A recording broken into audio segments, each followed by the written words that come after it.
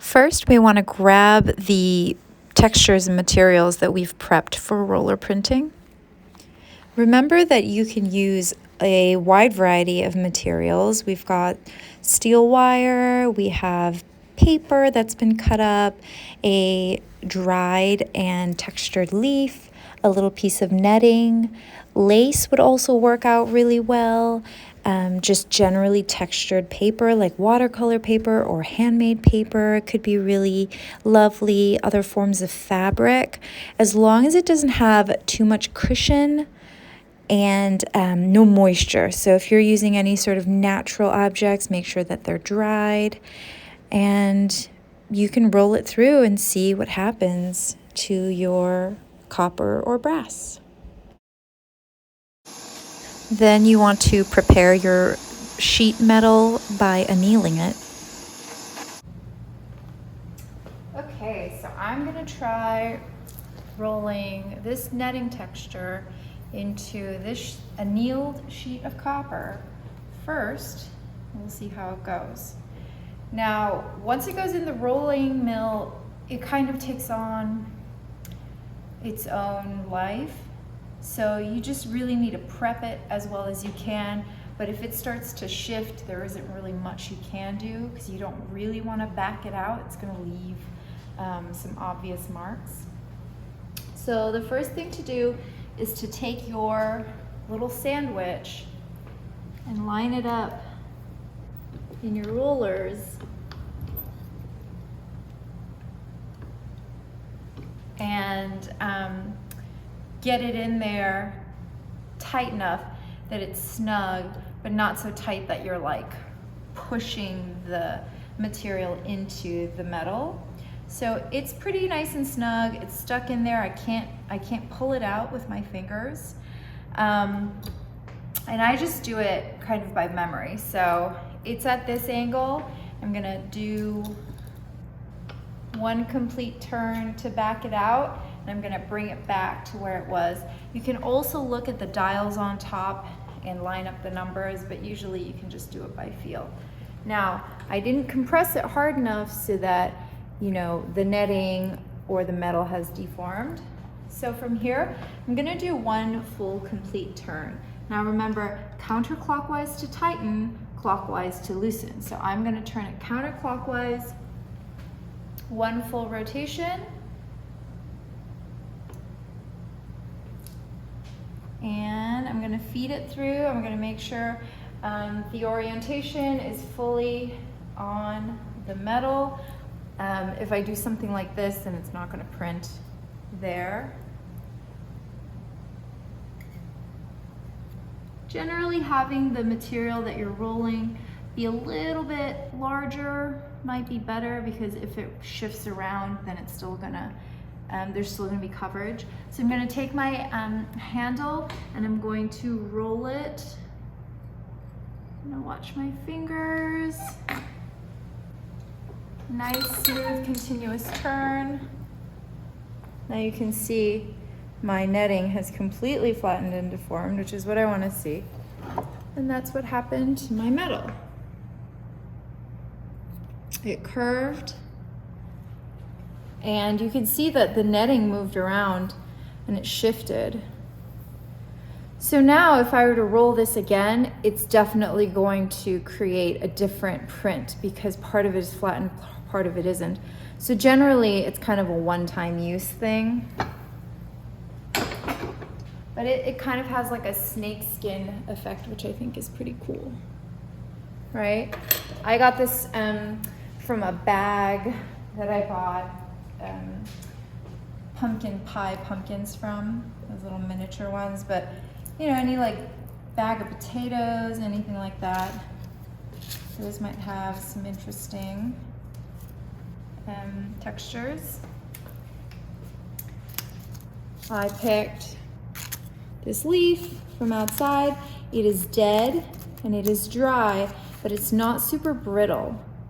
This is like the perfect combo because you don't want to run wet anything through the rolling mill. It will destroy our rollers, and it will also squish. And so it won't really it'll just like masticate and just pulverize your organic matter, and it won't actually make any good impressions on the copper. This is dry, and so it's tough, but it's not so dry that when I touch it, it just crumbles, right? So it's really gonna hold its form, ideally. So I'm gonna do the same thing over here. I'm gonna slide this in, I'm gonna loosen this out. Now remember, my copper is annealed. I'm gonna hand tighten it, pull it out, push it back in. So this is fairly thin, so I'm gonna do one full rotation and maybe like another quarter. Hopefully that. Sorry, so my phone basically died, but this is what came from the imprint of the leaf. It came out really well. The reason I chose to go a little further at 1 1/4 turns is because the leaf itself was kind of fluffy. It had a little bit of cushioning, and so I wanted to counteract that by pushing it a little bit further.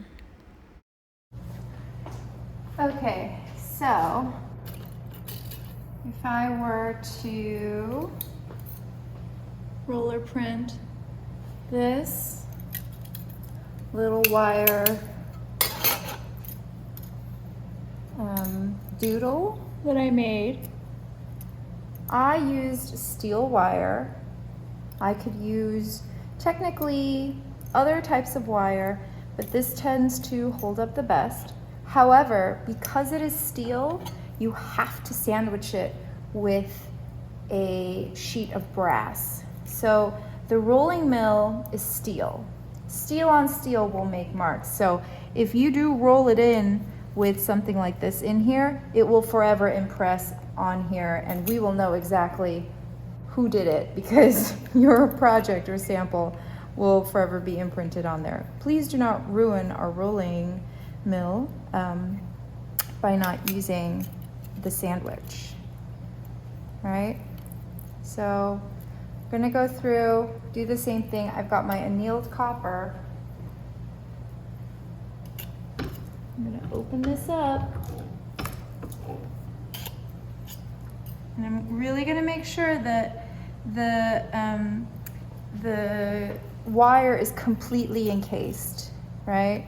I don't want it oozing out on the sides and getting hit by the rollers. Open it up, sandwich it down, back it out, pull my piece out, and then bring it back to its starting point. And then, because I'm gonna go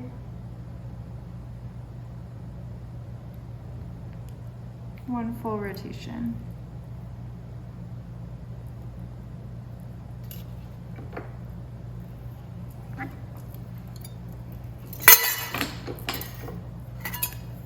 That's exactly what I want to see. So it's really nice and crisp.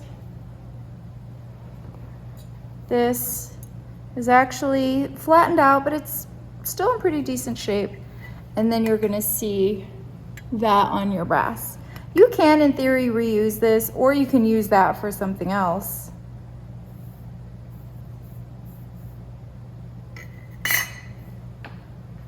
So I can take this and I can cut it out or do whatever I want to with it.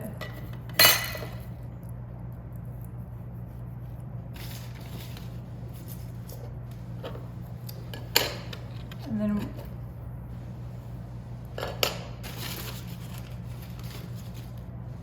we can do the same thing with our paper and our little brass cutout, and neither of these need a brass sandwich to protect the rollers.